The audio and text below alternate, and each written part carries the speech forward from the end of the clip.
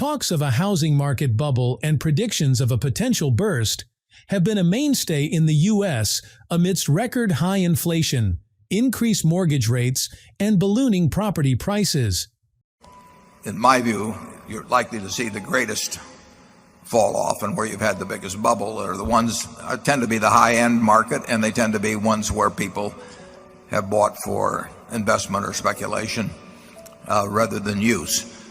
At the same time, there is huge economic uncertainty with household debts for student loans, credit cards, and mortgages surpassing $17 trillion. Many also fear the onset of a recession in 2024. When likened to the 2008 market crash, experts insist that the current trend of events is in and of itself very different. So, we're here to discuss the question: are we teetering on the edge of another housing market collapse? The 2008 housing market crash was an event of epic proportions that caused huge ripple effects affecting the majority of Americans and plunging the country into an economic recession. The crash was the birthchild of different factors such as lots of debt, poor financial regulations, and an insane mortgage crisis. But, perhaps, the biggest culprit of them all was the mortgage crisis. See, in 2008, banks and other financial institutions gave out loans to everyone and their neighbor's dog. It didn't matter if you could pay back your debt. If you wanted it, you got it. Due to the increase in mortgages, banks then started creating mortgage-backed securities, which became a bestseller on the stock market. Surprise, surprise! Many new homeowners could not afford to pay back their loans on time. This meant less money was returning to the banks, and mortgage-backed securities started to lose value at an alarming rate. So the bank was losing money, as were investors. That's never a good sign.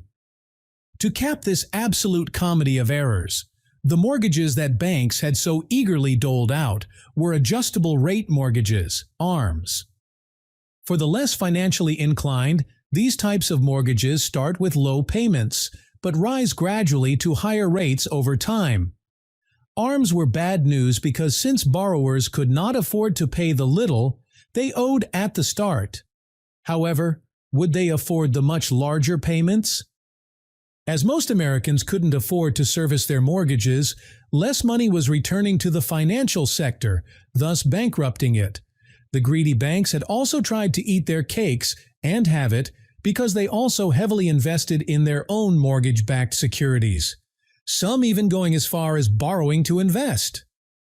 With debts going unpaid and investments failing, most banks were on the brink of collapse. It was almost like the entire net worth of the country had been sucked out in one fell swoop. Now, if you're wondering how such a massive blunder was allowed to carry to term like this, there's a pretty simple explanation. The Glass-Steagall Act was enacted to separate commercial and investment banking. However, in 1999, this act was repealed, which led to the nightmarish financial frenzy that started to peak in 2006 and came to a head in 2008. Millions of Americans were rendered homeless, jobless, and penniless. Businesses struggled to stay afloat as purchasing power dwindled across the nation. The Great Recession had begun. Bubbles don't appear out of the blue. They are the resulting cocktail from a blend of influences and factors. For housing bubbles, the first ingredient in the blender is often limited supply. Since there aren't enough houses to meet increased demands, the prices of already existing properties spike. This imbalance in demand and supply can create a bubble and burst all on its own should the initial demand stagnate or start to fall. That would happen even if supply increases to match demand. This is often because as new properties enter the market, demand starts to cool as fewer prospective buyers are unwilling to buy properties at higher costs. Currently, the United States is facing an overwhelming demand for housing, which is met with lower supply, as we see in the housing shortage. Conservative estimates suggest that anywhere between 1 to 3 million units are required to manage demand. That said, What's interesting about bubbles is that there are no de facto ingredients for making the cocktail that it is. If you ask different economists to describe the making of a bubble, you can expect to get different responses and rationales. That doesn't mean that there aren't common elements for what makes a bubble. There are. For example, there are often runaway prices. Before the global lockdown, median home prices in Las Vegas sat at a respectable $281,300. Right now, finding a deal for $422,000 is more market speed, a staggering 50% increase in value. The markets in Miami, Boise, and Dallas played out similarly with a 70%, 40%, and 36% increase respectively. That means the average household would have to spend an eye-watering 34% of its income on property expenses, whether that's property tax or mortgage payments. That's the highest percentage since 2007, the eve of the market burst, and well over the preferred 28% debt-to-income required by lenders. Gloomy as that sounds, people profited off of the situation. Early speculators secured cheap loans and invested in properties, expecting to reap bigger rewards over time. Then came the Feds, who began cracking down on the early signs of a bubble formation by increasing interest rates in spring 2022. Granted, the original idea was to help cool the record-high inflation. However, it spiked mortgage rates, which continued to increase well into 2023. By October 2023, mortgage rates were at a 20-year high of about 8%, a huge increase from the less than 3% used during most of 2020 and 2021.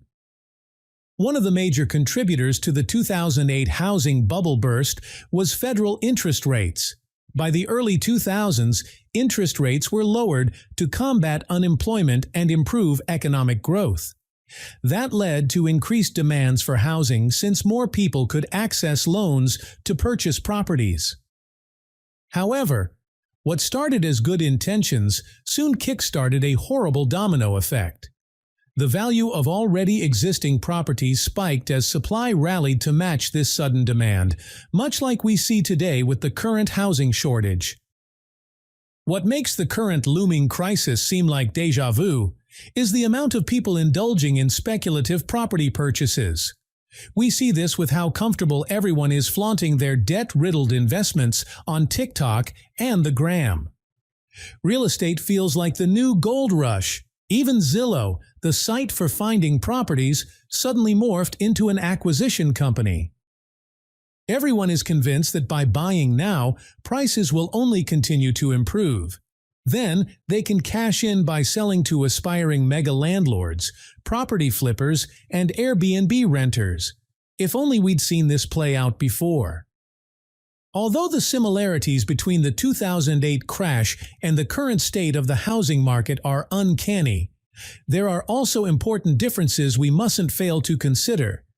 Chief amongst these is the current lending standards, which are much tighter than they were in 2008, largely because of the bubble burst. Well, it may be more, could easily be more, but it certainly, I think, still ties to what happened in 2008 or 9. That was a financial earthquake, felt around the world, and I would say that the banks in Europe were in worse shape. In less finance speak, it means that mortgages approved these days are less likely to be defaulted on than in 2008. Unlike the popularity of ARMs back then, current borrowers tend to prefer fixed-rate mortgages, which have lower risks against increased interest rates going forward. So, even in the face of increased mortgage rates currently, people with existing mortgages don't have to pay a penny over their agreed monthly principal and interest payments. Another major difference between both markets is that most homeowners today have equity on their properties, which is crucial for dealing with market downturns. Recent findings suggest that about half of mortgaged residential properties in the U.S. are equity-rich, That means the debt on the property is at 50% or less than the property value. Compare that to the aftermath of the bubble burst in 2009, when around a quarter of all U.S. property owners were knee-deep in debt or had their home equity in the negative. That means more homeowners owed more for their properties than the properties were worth in the first place. Granted, in the second quarter of 2023, equity plummeted by 1.7% compared to 2022, with an average decline pegged at $8,700 between the first and second quarters. However, that isn't a cause for alarm since home equity is largely strong across the nation, and the average homeowner has gained more than $100,000 in equity since 2019. The shortage of affording housing plaguing the United States currently isn't anything new. In fact, it's been since the Great Depression. However, there are worrying signs that it's worsening. As of 2022, conservative estimates suggest that around 4 to 5 million more homes are required to cook the increasing demand.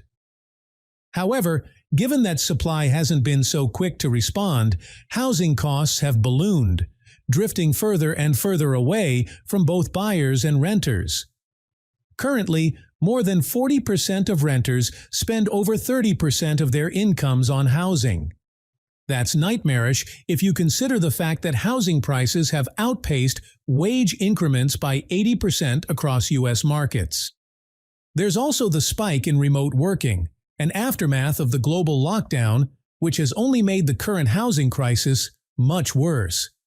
Add to that other major disruptions, like supply chain shortages, the fact that more Americans moving to the suburbs has increased demands in those markets, and shortages in labor and building materials that have slowed and decreased supply, and you start to get a more well-rounded perspective of why many fear the housing bubble is on the verge of popping. The increased interest rate has also not made things easier, as people who typically qualify for mortgages with more relaxed standards are ineligible currently. As such, despite increased demands, fewer buyers in the market are willing and able to acquire properties. But that's only one side of the coin. For homeowners, increased interest rates makes them less likely to acquire more homes since their current more favorable mortgage terms won't carry into new properties. As such, fewer homeowners are willing to sell and get out of their current properties. Also, given that rents aren't exactly falling like rain, affordability isn't on the cards anytime soon. And with increased interest rates on the cards, renters can't expect any relief anytime soon. In fact, those who dare to erect new buildings are fewer and fewer, as fewer people have the purchasing power for such an undertaking.